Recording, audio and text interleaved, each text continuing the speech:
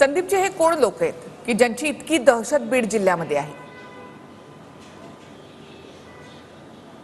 मी स्पष्टपणे मी पहिला आमदार म्हणून जेव्हा मी गावामध्ये भेटायला गेलो, मसाजोगच्या गावामध्ये जी चर्चा केली, चर्चेमध्ये गावाच्या लोकांनी स्पष्ट त्या लोकांनी वाल्मिक कराडचं नाव घेतलं. आज फक्त गावच नाही, आमच्या पूर्ण जिल्ह्याला माहिती आहे ज्यांनी काय हा जी हत्या जी केली ती सुपारी घेऊन केलेली लोक आहेत.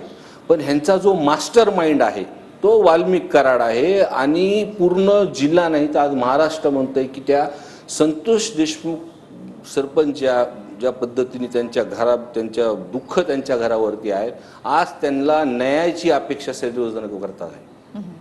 संदीपजी, तुम्ही म्हणता की याचा मास्टर माइंड हा वाल्मिक कराड आहे. आज 18 दिवस उलटलेत या सगळ्या हत्या प्रकरणाला. मग वाल्मिक कराड आहे कुठे? पोलीस त्यांचा शोध घेत नाहीत का?